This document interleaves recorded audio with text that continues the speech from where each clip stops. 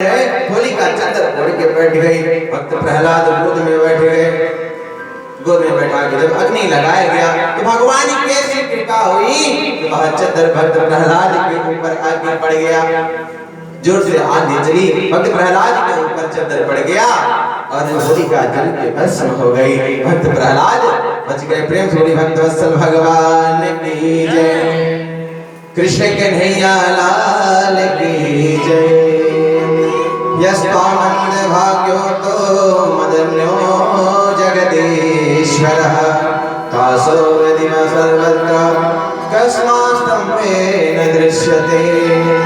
जब नहीं मरते हैं भक्त प्रहलाद तो स्तंभ में मान जाता है और डराता है, धमकाता है कि हे भक्त प्रहलाद तुम अब से भी मेरे शत्रु का नाम बंद कर दो। स्तंभ में मान देता है। इस महल के स्तंभ में कस्मास्तंभे न दृश्यते। तो भक्त प्रहलाद कहते हैं हे पिताश्री आप क्यों इतने उतावले हो रहे हैं? आपकी मति भ्रष्ट हो गई है। क्यों आप नारायण से इतना भय रख रहे हैं? वही नारायण तो जीवन देने वाले हैं, हम में भी है और आप में भी वही नारायण है। जो आप शस्त्र लेके हमें मारने दौड़ रहे हैं उसमें भी जो है नारायण है। तो शस्त्र निकाल लेता है और मारने के लिए दौड़ता है। तो भक्त प्रहलाद कहते हैं कि हे पिताश्री हमारे भगवान जो है नारायण है। हरि व्यापक सर्वत्र समाना प्रेम ते प्रकट होई न जाना। कैसे पूछता है कि आपके भगवान नारायण कहाँ है? अरे नारायण नारायण कर रहे हो। तो भक्त प्रहलाद कहते हैं हमारे जो नारायण है वह तो सर्वत्र विराजमान है, कड़े कड़े में विराजमान है। लेकिन जहाँ पे जो भी प्रेम से पुकारता है, जिस भाव से पुकारता है जहाँ भी वहाँ पे दर्शन दे देते हैं। हम में भी और आप में भी, इस स्तंभ में भी है। हिरण्यकश्यप बोला कि ठीक है इस स्तंभ में भी है, इस तलवार में भी है, तो आता हूँ आज तुम्हें मृत्यु के घाट उतार दूंगा। देखता हूँ अपने नारायण को बुलाओ। यदि नारायण है कड़ में है तो देखता हूँ आज तुम्हें मुझसे कौन बजाता है। और दौड़ पड़ता है। जैसे ही शस्त्र चलाता है प्रहलाद के ऊपर खंभा जोर से फट जाता है और एक दिव्य पुरुष का अवतार होता है। गले के नीचे जो है मनुष्य का स्वरूप है और गले से ऊपर जो सिर है वह सिंह का रूप है। प्रेम सुनिए नरसिंह भगवान की जय। कृष्ण कन्हैया लाल की जय। खंभा फाड़ कर आगे तुरंत हिरण्यकश्यप को जिस प्रकार एक छोटा सा बच्चा गेंद को उछालते हुए खेलता है, ठीक उसी प्रकार उस हिरण्यकश्यप को उछालते हुए ले गए दरवाजे पर, देहली पर, चौखट पर और अपनी जंघे पर कर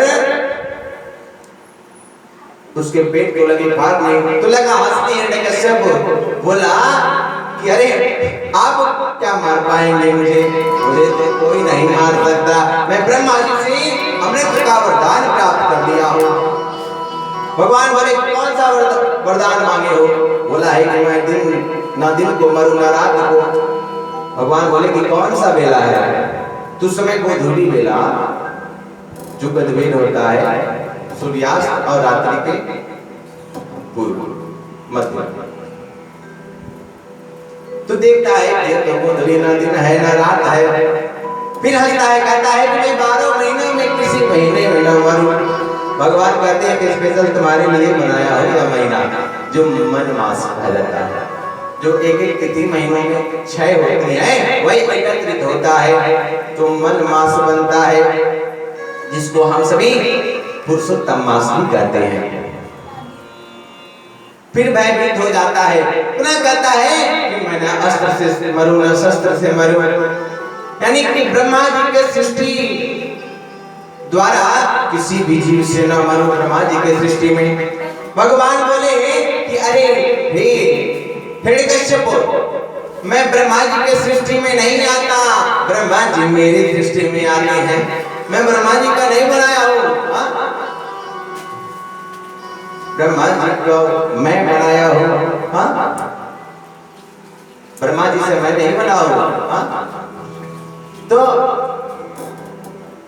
प्रेम श्री ठाकुर जी महाराज की जय। अब और भयभीत हो गया, तुरंत जो है पेट को जो है अपने नाखून से जो है फाड़ दिए और उसके अंतड़ियों को जो है गले में बैठ धारण कर लिए। सिंहासन में बैठ कर जोर से गर्जना लगी करने, जोर जोर से दहाड़ रहे, कोई सामने नहीं जा रहा। देवता आज जा रहे हैं मनाने के लिए भगवान को, लेकिन भगवान मान नहीं रहे हैं। सभी भय से कांप रहे हैं। विचार किए कि इस संसार में जो किसी से नहीं मानता तो अपनी मैडम जिसे मान जाता है। तो सभी देवता विचार किए कि लक्ष्मी मैया को मनाया जाए। लक्ष्मी मैया आए तो शायद इनका क्रोध शांत हो जाए। तो लक्ष्मी मैया आती हैं, खूब सज धज कर श्रृंगार करके मन में सोचती हैं कि देखो आज मेरे मालिक किसी से नहीं मानते, केवल हमसे ही मान रहे हैं। इतने देवी देवता भी नहीं मना पाए। तो जब सामने गई लक्ष्मी मैया, जैसे ही कुछ कहना चाहिए स्वामी, तब तक जोर से दहाड़ लगाई नरसिंह भगवान, तर कांपने लगी, भाग गई किनारे साइड में। देवता लोग से बोली कि आप कहाँ फंसा दिए, ऐसे अपने मालिक का तो ऐसा रूप हमने कभी देखा ही नहीं महाराज। तो सभी देवता विचार करते हैं कि जिसके कारण भगवान ने यह अवतार लिया है वही शांति कर सकता है। तो भक्त प्रहलाद को कहते हैं, हे भक्त प्रहलाद, आपके कल्याण हेतु भगवान ने यह रूप लिया है, तो आप ही शांति कर सकते हैं। तो भक्त प्रहलाद गए, भगवान की गोदी में बैठ गए और बैठने के बाद भगवान की स्तुति लगी करने। धीरे धीरे भगवान का क्रोध शांत होने लगा। जिस प्रकार एक जब गौ मैया जब बछड़ा देती है ना, तो बछड़े को पूरा सारे अंग को चाट जाता है, शुद्ध कर देती है, निर्मल कर देती है। ठीक उसी प्रकार से नरसिंह भगवान अपनी जिह्वा से भक्त प्रहलाद के अंगों को चाट डाले, यानी कि अपना प्रसाद बना डाले, शुद्ध कर दिए। प्रेम श्री ठाकुर जी महाराज की जय, कृष्ण कन्हैया लाल की जय। आज कहा जाता है प्रेम के हैं भगवान। प्रहलाद जी सब में जो है ब्रह्म देखते थे, तो भगवान सच में जो है खंभा फाड़ कर आ गए। पूछे, हे भक्त, मैं तुम्हारे भक्ति से बहुत प्रसन्न हूँ, वरदान मांगो। तो भक्त प्रहलाद रोने लगे, भगवान के चरणों में गिर के प्रार्थना लगे करने की, हे ठाकुर जी, यम शैवाशम उपासते सिनेते ब्रह्मेति वेदांतिनो बहुधावधैति प्रमाण पटवः करते दिनैयायिका। अरहन्वित जैन शासन रता करने मीमांस का, स्वयं भो विदधात वांछित फलम, त्रैलोक्यनाथो हरि। हे त्रैलोक्यनाथ, त्रैलोक्यनाथ, मैं आपके शरण हूँ। हे ठाकुर जी, आपने अपनी भक्ति हमें प्रदान करी, और क्या चाहिए हमें, और कुछ नहीं चाहिए। यदि कुछ देना है बस एक है, एक ही वरदान दे। जो हमारे पिताजी है ना, कहते हैं जिनकी अकाल मृत्यु होती है वह नरक में जाते हैं, प्रेत रूप में भटकते हैं, तो हमारे पिता के ही द्वारा मैंने इतना सुंदर तन पाया, जिस तन से मैं आपका भजन कीर्तन कर रहा हूँ, गुणानुवाद कर रहा हूँ। तो इसलिए हे प्रभु, यही प्रार्थना है कि हमारे पिताजी का उद्धार हो जाए, उनको नरक में न जाना पड़े। भगवान बोले कि हे भक्तराज, जिस कुल में आपके जैसा भक्त होता है, आपके जैसा संत होता है, उसके कुल में 21 पीढ़ी का उद्धार हो जाता है। 21 पीढ़ी नरक में नहीं जाती, स्वर्ग में सीधे जाती है। और भगवान देवता लोग की स्तुति की, भगवान वहां से अंतर ध्यान हुए, ढेर सारा आशीर्वाद देते हुए। प्रेम श्री ठाकुर जी महाराज की जय। इसलिए भगवान भाव को बोलते हैं सूर्य सूर्य अंधनेरे पीरे पद गावत पे पद सूर्य सुसाद कहा बहुताले मंदिरा बजाते फिरे मेरा सिमत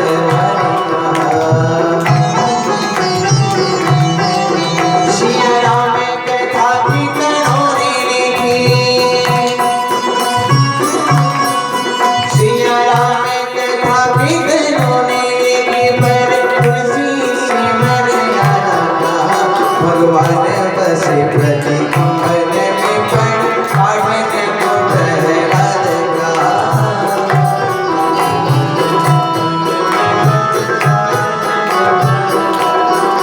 भगवान प्रति खंभ में है, लेकिन हमें उस खंभे से निकालने के लिए हमें पहले भक्त प्रहलाद बनना पड़ेगा, भजन कीर्तन करना पड़ेगा। जब हम भक्त प्रहलाद बन जाएंगे, प्रहलाद जी के जैसे ही भक्ति करने लगेंगे, दृढ़ विश्वास बन जाएगा, तो भगवान कहीं से भी निकल के आके दर्शन दे देंगे, कृपा करेंगे। प्रेम से बोलिए ठाकुर जी महाराज की जय, श्री राधे रानी सरकार की जय। आगे श्री सुखदेव जी महाराज बता रहे हैं 8वें स्कंद में परीक्षित जी को बता रहे हैं, हे राजा आगे चल के इस मनवंतर में एक त्रिकुट नाम पर्वत था, जो एक सोना चांदी अष्टधातुओं का एक त्रिकुट था, 3 कूट, और तीनों पर्वतों के मध्य में एक बहुत ही विशाल सुंदर उपवन था। उस उपवन का राजा एक गजराज था, हाथी था। उस हाथी का मान सम्मान उस जंगल के सभी जीव करते थे, और उसके राज में कोई किसी से बैर नहीं रखता था। उस उपवन में एक बहुत ही सुंदर सरोवर था, और उस सरोवर में हर प्रकार के पुष्प, जल के पुष्प खिले हुए थे। पशु पक्षी जीव जंतु चहल पहल करते। उस सरोवर में एक साथ हिरन और सिंह पानी पीते, जल पीते, पर एक दूसरे को ऊपर प्रहार नहीं करते। एक दिन वह गज अपने परिवार के साथ उस सरोवर में आता है स्नान करने। उसकी 50 पत्नियां हैं, 50 हथनियां हैं, 50 पत्नियां और 100 पुत्र हैं उसके, और 100 पुत्र 50 पत्नियों के साथ उस सरोवर में आया स्नान करने। तो जब हम कहीं तीर्थ धाम करने जाते हैं तो पहले कौन नहाता है, कौन स्नान करता है? जो घर के बच्चे होते हैं, देवियां होती हैं, जो मालिक होता है ना, वो सबसे बाद में सबको स्नान कराने के बाद स्नान करता है। यही नियम है। यहाँ पर गजराज ने भी अपने बच्चों को, अपने देवियों को उस सरोवर में खूब अच्छे से स्नान कराया। स्नान कराने के बाद बोला, हे देवियों आप सभी बाहर निकलो, अब मेरी बारी। तो स्वयं प्रवेश किया। जैसे ही उस सरोवर में प्रवेश किया, उस सरोवर का जल उथल पुथल होने लगा, पेड़ पौधे बिखर गए, लता पत्र आदि थे, सभी जीव जंतु घबराने लगे। इस जल में कौन आ गया? 10,000 हाथी का बल था उस एक गजराज के अंदर, और उसी जल में एक गिराह था, सो रहा था। उसकी निद्रा भंग हुई तो देखा कि यह कौन ऐसा जीव आ गया, क्योंकि जल का राजा तो भले ही यह उपवन का राजा होगा गजराज, लेकिन जल का राजा तो गिराह है, मगरमच्छ है, क्योंकि जल में वो बलि है, बाहर नहीं वह बलिष्ठ है, लेकिन जल में उससे कोई जीत नहीं सकता। तो तुरंत इसकी निद्रा खुली, क्रोध में आकर गज का पैर पकड़ लिया, और पैर पकड़ते ही गजराज को लगा अरे कोई जीव है, पैर छूने आया होगा, तो वह तो पूरी तरह मगरमच्छ पैर को पकड़ लिया। हाथी सोचने लगा, गजराज इसको पता नहीं है कि मैं इस भुवन का राजा हूँ, मेरा नाम ही गजराज है, मैं बहुत बली हूँ। तो पैर झटकारता है लेकिन वो मगरमच्छ छोड़ता नहीं है। पुनः तो 4 बार 10 बार अब तो बाहर निकलने लगता है। तो जैसे ही गजराज 2 पग आगे चलता है तो वह ग्राह 4 पग अंदर खींच ले जाता है। इस प्रकार से 2-3 दिन बीत गया। लड़ाई करते करते ना गज हार रहा है ना ग्राह हार रहा है। तो अपने परिवार से जब हम कहीं मझधार में फंसते हैं तो किससे सहायता मांगते हैं? अपने परिवार के बंधुजन से, हाँ, नात रिश्तेदार जो अपने हितैषी होते हैं उनसे ही तो सहायता मांगते हैं। तो अपने परिवार से, बच्चों से कहता है कि हे बच्चों, मैं इस जल में डूब रहा हूँ, मुझे आओ बचाओ। हे देवियों, मेरी रक्षा करो। तो सभी हथनियां सूंड में सूंड डाल के खींचना चाहती हैं और खींच के जब 4 डग आगे बाहर ले आते हैं वह 6 डग अंदर लेके चला जाता है। इस प्रकार से 100 दिन बीत गया, व्यतीत हो गया। 1 वर्ष। 1 वर्ष के पश्चात जो हथनियां के बच्चे थे अब छोड़ के धीरे धीरे जाने लगे। यहाँ पर हमें ज्ञान प्राप्त होता है क्या कि जब हम कहीं घोर संकट में फंस जाते हैं तो हमारे अपने भी साथ छोड़ के चले जाते हैं। इतना बलवान था, 10,000 हाथी का बल था गजराज के अंदर, लेकिन फिर भी जिसके 100 पुत्र 50 पत्नियां, जिसके अंदर 10,000 हाथी का बल था, वह भी हार गया। उसके इतना लंबा परिवार था, सभी परिवार जो है छोड़ के चले गए, अकेला रह गया। 1000 वर्ष तक घोर युद्ध हुआ। अब डूबने लगा, सकते नहीं रह गए क्योंकि खाने को कुछ मिलता नहीं था इसको, केवल जल पी के रहता। तो जल पी के कितने दिन तक रहा जा सकता है? और जो ग्राह था उस ग्राह को तो भोजन मिल रहा है, पूरा शरीर डूब गया है, केवल सूंड ऊपर है। तभी जो है पूर्व जन्म का कुछ पुण्य है श्लोक याद आता है और भगवान की स्तुति करता है। कृष्णाय वासुदेवाय हरे परमात्मने प्रणतहृदयनाशाय गोविंदाय नमो नमः। और सूंड में एक पुष्प को उठाता है और उठा के उस गोविंद की स्तुति करता है। किसी का नाम नहीं लेता है वह गजराज। ब्रह्मा जी सोचते हैं कि अभी मेरा नाम लेगा तो तुरंत जाके इसको जो है बचा लूंगा। इंद्र आदि सब बोले बाबा जितने भी देवी देवता हैं सभी विचार करते हैं कभी यह मेरा नाम लेगा तो मैं जाके इसको बचा लूंगा।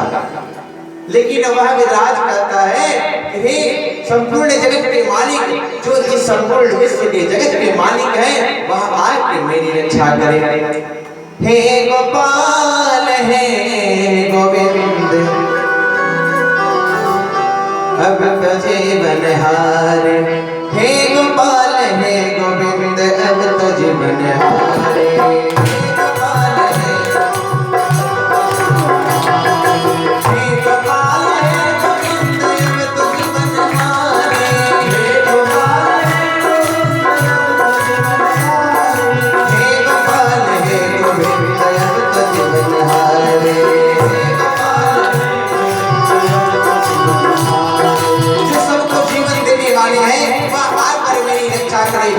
विश्व के मालिक है, करता धरता है, वाकी मेरी रक्षा करे।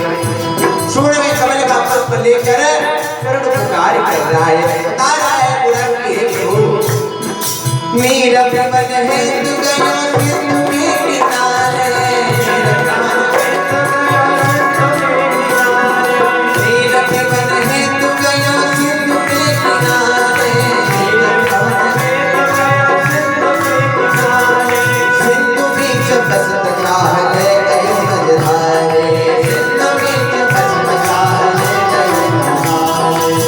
गोविंद हे गोपाल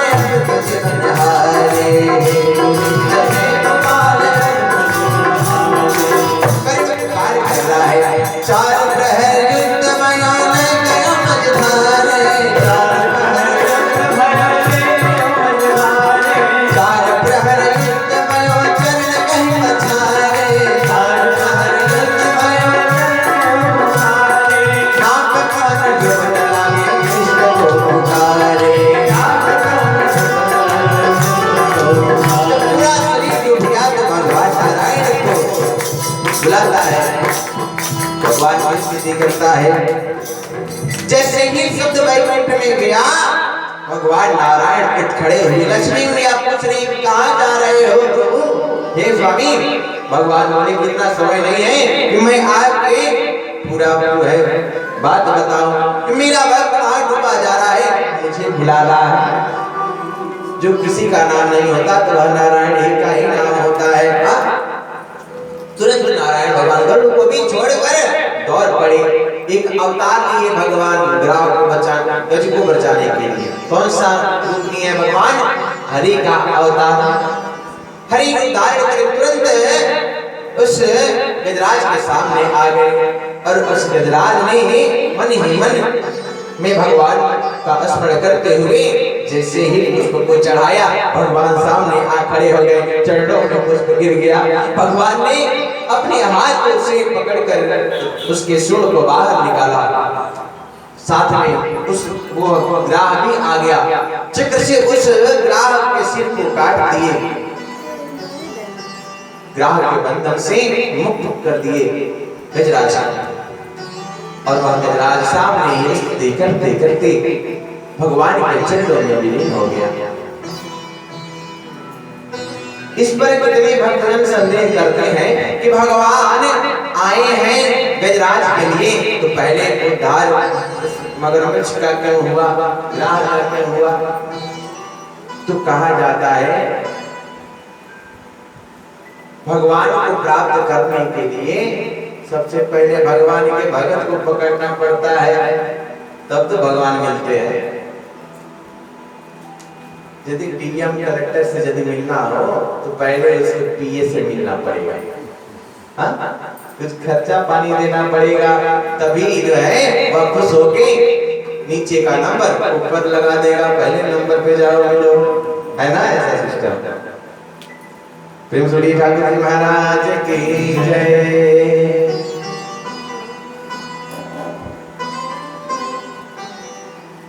परीक्षित जी के मन में संदेह हुआ कि हे महाराज, वह ग्राह कौन था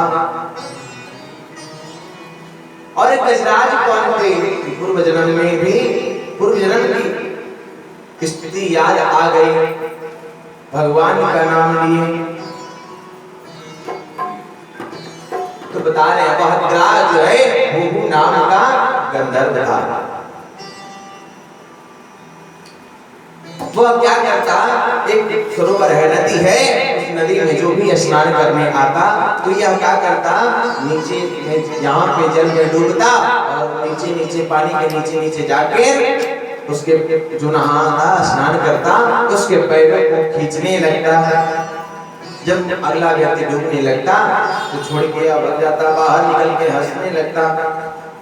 तो एक देवर ऋषि थे, वहीं पर स्नान करने गए तो या वो नाम का गंधर्व जल के नीचे नीचे जाके ऋषि का पैर लगा खींचने। ऋषि जो है लगे पानी पीने, गप गप डूबने लगे, चिल्लाने लगे, शोर लगे करने, तो कोई आया नहीं। तब तक क्या देखते हैं, पैर छूट गया और एक जो है गंधर्व जो है हंस रहा है बहुत जोर से। ऋषि जो है क्रोध में आ गए और कहे कि हे दुष्ट, तुम गंधर्व हो और ग्राह के जैसा स्वभाव है तुम्हारा, अभी छोड़ते नहीं तो मैं डूब जाता, मेरा प्राण हो जाता। तुम मगरमच्छ के जैसा व्यवहार कर रहे हो, पैर खींच रहे हो, जाओ मैं श्राप देता हूँ कि तुम मगरमच्छ बन जाओ। तो वह नाम का गंधर्व तुरंत चरणों में गिर गया और लगा क्षमा याचना करने कि हे प्रभु हमें क्षमा करें, हमसे अपराध हो गया। तो कहते हैं संत जो है वाणी कठोर है लेकिन हृदय बहुत ही शीघ्र पिघल जाता है, मक्खन के समान होता है संतों का हृदय। मुख से थोड़ा तेज तो बोलते हैं, कटु लगता है, लेकिन हृदय संतों का बहुत ही कोमल होता है। संत हृदय नवनीत समाना, संतों का जो हृदय है वह नवनीत किसको कहते हैं, मक्खन को कहते हैं, मक्खन के समान होता है संतों का हृदय। प्रेम श्री ठाकुर जी महाराज की जय। कृष्ण कन्हैया लाल की जय।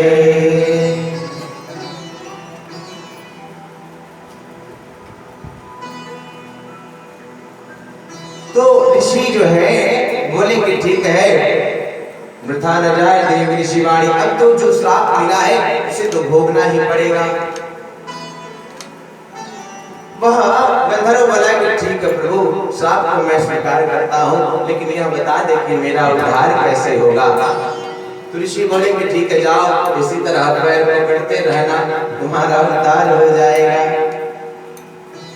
जब पैर पकड़ना, एक दिन उस जल में एक गजराज आएगा तो उसका पैर पकड़ लेना, अगर छोड़ दिए तो तुम्हारा उद्धार नहीं होगा, यदि पकड़े रहे तो अवश्य ही कल्याण हो जाएगा। तो वह जानता था कि वही गजराज है, पैर पकड़ा छोड़ा नहीं।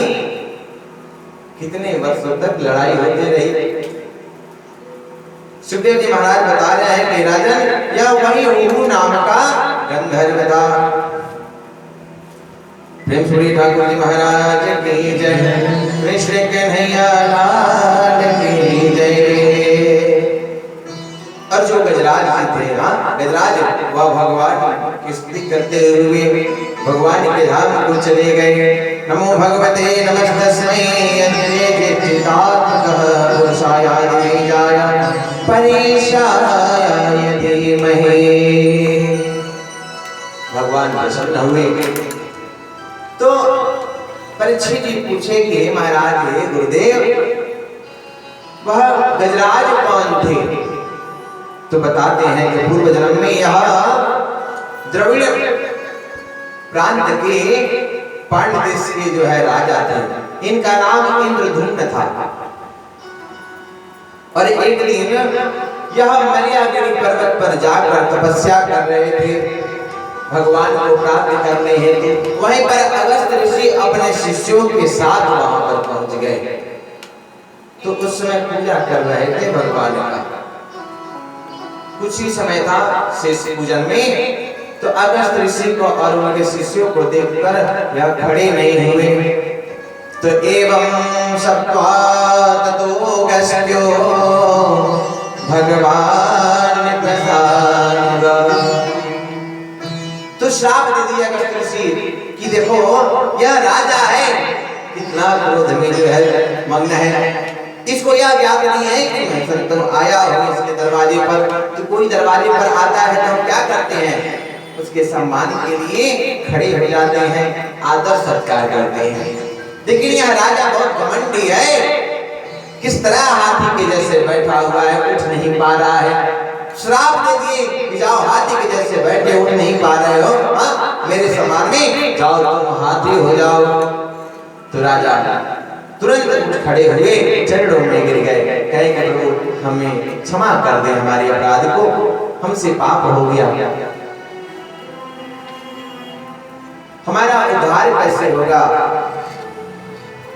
तो अगस्त ऋषि बताए कि ठीक है जाओ, आपकी जो भक्ति है यही भक्ति ही काम आएगी, तो आपका उद्धार हो जाएगा। वही पूर्व जन्म की जो स्थिति थी, श्लोक वगैरह याद था, भगवान की स्तुति वंदना, उसी वंदना से भगवान प्रसन्न हुए और भगवान ने दर्शन दिया, उनका उद्धार किया। प्रेम श्री ठाकुर जी महाराज की जय। कृष्ण कन्हैया। जो भी इस संसार में आता है उसे एक न एक दिन जाना ही पड़ता है।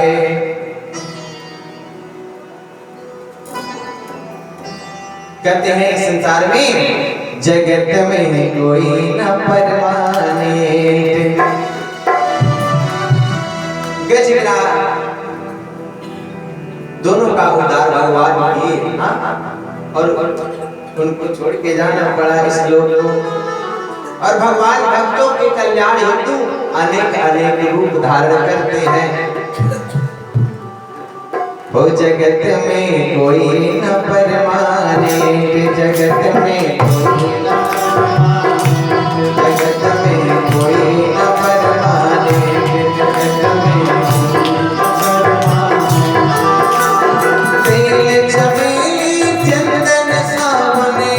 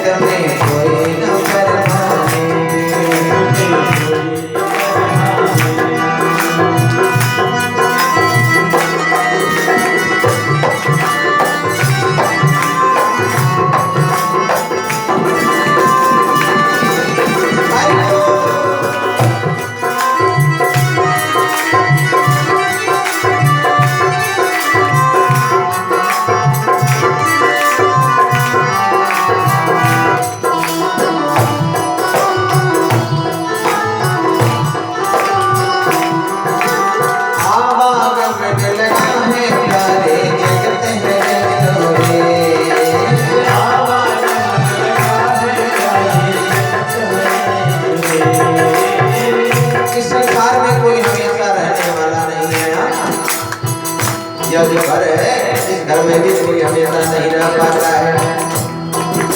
यह जगत एक रेस्टोरेंट के समान है। जिस प्रकार हम बड़े बड़े होटल में जाते हैं, 2-4 महीने दिन ठहरते हैं, होटल इत्यादि में भोजन भगवान पाते हैं, दक्षिणा देते हैं, चल पड़ते हैं। ठीक उसी प्रकार से